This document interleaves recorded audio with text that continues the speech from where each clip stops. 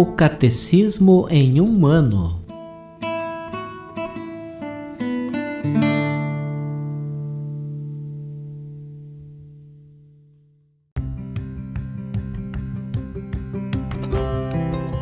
Olá, eu sou Luiz Felipe, seminarista da Diocese de Ponta Grossa, Paraná. Você está ouvindo o podcast O Catecismo em um ano. Vamos ler todo o Catecismo da Igreja Católica ao longo de 365 episódios. Estamos usando a tradução em português apresentada pela CNBB em 2013, baseada na edição típica em latim. Baixe o plano de leitura que você encontra na bio do Instagram, @Catecismo em um ano, ou na descrição desse podcast.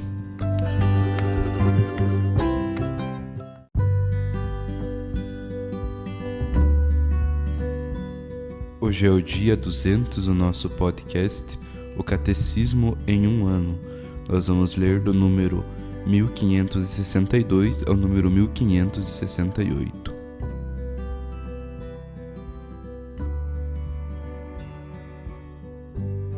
A ordenação dos presbíteros cooperadores dos bispos.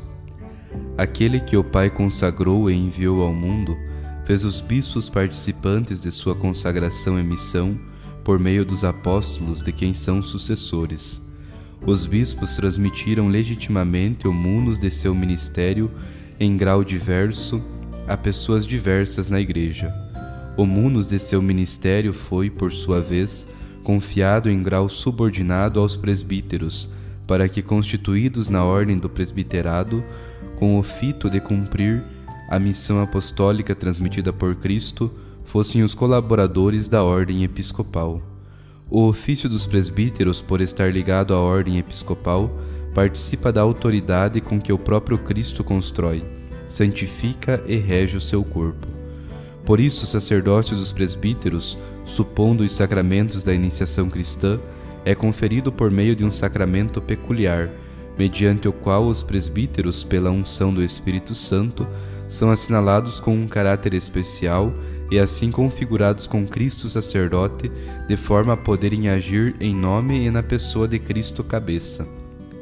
Embora os presbíteros não possuam o ápice do pontificado, e no exercício do seu poder dependam dos bispos, estão contudo com eles unidos na dignidade sacerdotal. Em virtude do sacramento da ordem, segundo a imagem de Cristo, sumo e eterno sacerdote, eles são consagrados para pregar o Evangelho, apacentar os fiéis e celebrar o culto divino como verdadeiros sacerdotes do Novo Testamento. Em virtude do sacramento da ordem, os presbíteros participam das dimensões universais da missão confiada por Cristo aos apóstolos. O dom espiritual que receberam na ordenação os prepara não para uma missão limitada e restrita, mas para a missão amplíssima e universal da salvação até os confins da terra, com o Espírito pronto para pregar o Evangelho por toda a parte.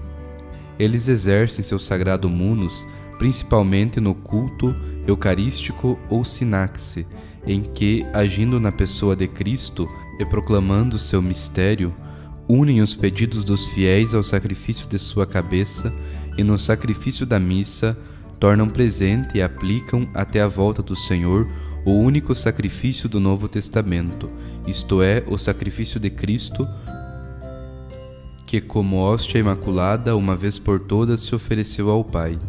É desse sacrifício único que retiram a força de todo o seu ministério sacerdotal.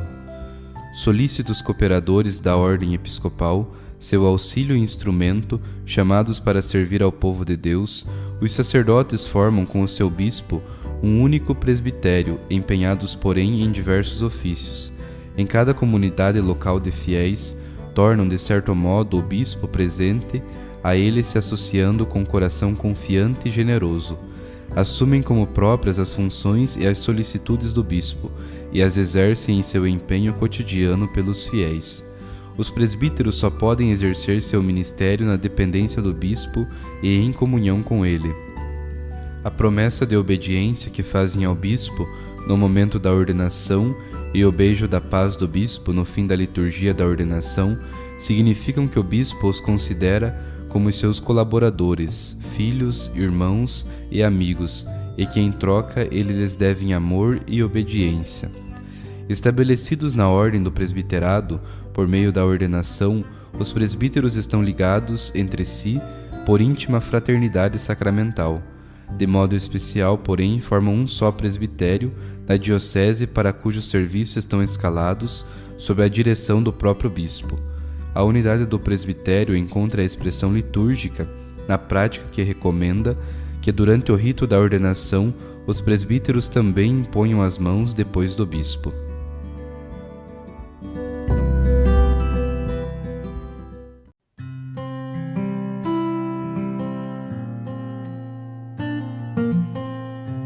Saudação do Papa Bento XVI aos participantes no Congresso Teológico promovido pela Congregação para o Clero.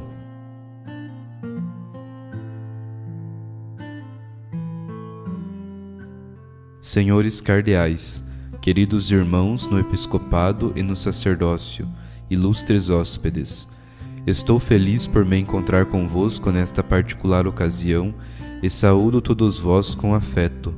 Dirijo um pensamento especial ao cardeal Cláudio Umes, prefeito da Congregação para o Clero, enquanto lhe agradeço as palavras que me dirigiu. A minha gratidão vai a todo o dicastério pelo compromisso que coordena as múltiplas iniciativas do ano sacerdotal, entre as quais este congresso teológico sobre o tema Fidelidade de Cristo, Fidelidade do Sacerdote.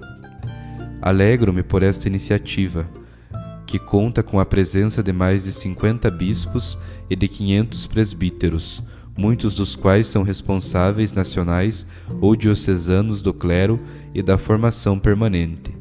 A vossa atenção aos temas relativos ao sacerdócio ministerial constitui um dos frutos deste ano especial que desejei proclamar precisamente para promover o compromisso de renovação interior de todos os sacerdotes para um seu testemunho evangélico mais vigoroso e incisivo no mundo de hoje. O tema da identidade presbiteral, objeto do vosso primeiro dia de estudo, é determinante para o exercício do sacerdócio ministerial no presente e no futuro, numa época como a nossa, tão policêntrica e propensa a diluir todo tipo de concepção trinitária, por muitos considerada contrária à liberdade e à democracia. É importante manter com clareza a peculiaridade teológica do ministério ordenado para não ceder à tentação de o reduzir às categorias culturais predominantes. Num contexto de secularização difundida que exclui Deus de maneira progressiva da esfera pública e tendencialmente também da consciência social comum, muitas vezes o sacerdote parece alheio ao sentimento coral precisamente pelos aspectos mais fundamentais do seu ministério, como aqueles de ser homem do sagrado, subtraído ao mundo para interceder a favor do mundo, constituído em tal missão por Deus e não pelos homens. Por esse motivo, é importante ultrapassar reducionismos perigosos que nas décadas passadas, utilizando categorias mais funcionalistas do que ontológicas, apresentavam o sacerdote quase como um agente social, correndo o risco de atraiçoar o próprio sacerdócio de Cristo.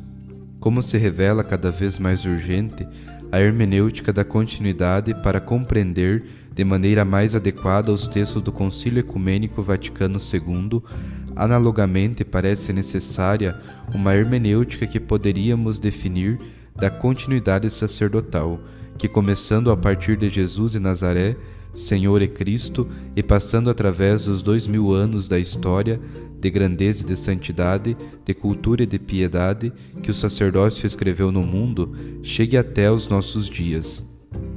Estimados irmãos sacerdotes, na época em que vivemos, é particularmente importante que o apelo a participar no único sacerdócio de Cristo, no ministério ordenado, floresça no carisma da profecia, a grande necessidade de presbíteros que falem de Deus ao mundo e que apresentem o mundo a Deus, homens não sujeitos a modas culturais efêmeras, mas capazes de viver autenticamente aquela liberdade que somente a certeza da pertença a Deus é capaz de conferir.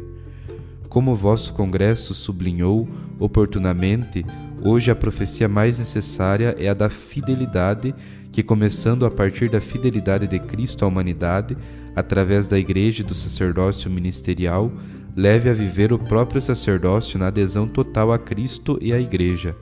Efetivamente, o presbítero já não pertence a si mesmo, mas pelo selo sacramental por ele recebido, é propriedade de Deus.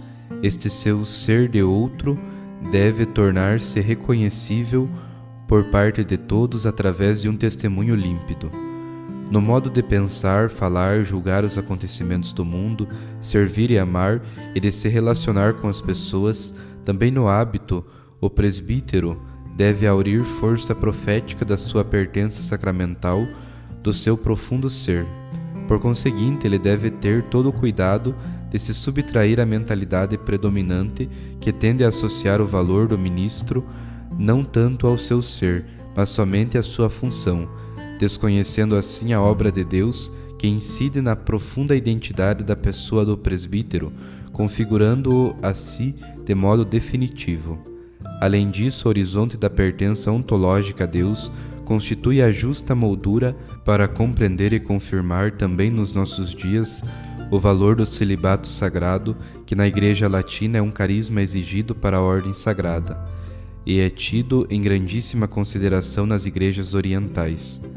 Ele é a autêntica profecia do reino, sinal da consagração com o coração indiviso ao Senhor e às coisas do Senhor, expressão do dom de si mesmo a Deus e aos outros.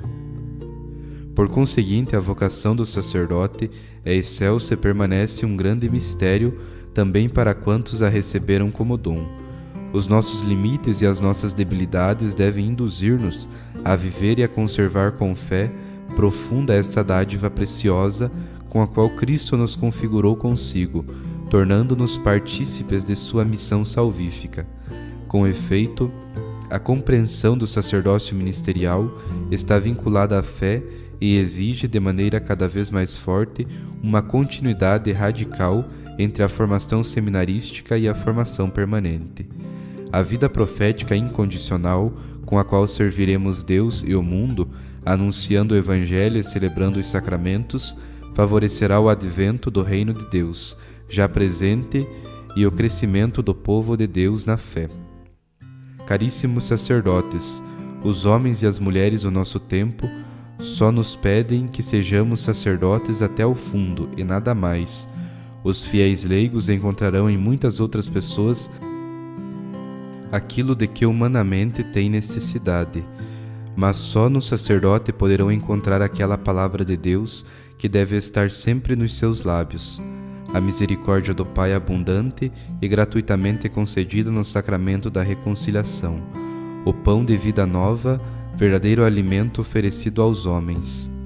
Peçamos a Deus, por intercessão da bem-aventurada Virgem Maria e a São João Maria Vianney, que possamos dar-lhe graças diariamente pelo grande dom da vocação e viver o nosso sacerdócio com fidelidade plena e jubilosa.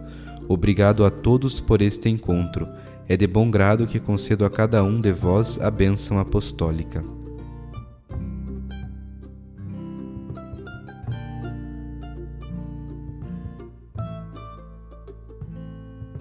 Os textos das catequeses papais encontram-se na íntegra no site da Santa Sé, vatican.va.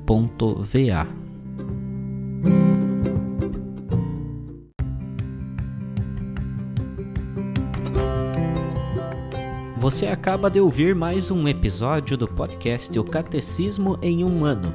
Continue nesse bom propósito de aprofundar o conhecimento e a vivência da fé católica e procure participar da sua comunidade. Rezemos por todos que estão fazendo esse caminho de leitura do Catecismo. Até amanhã!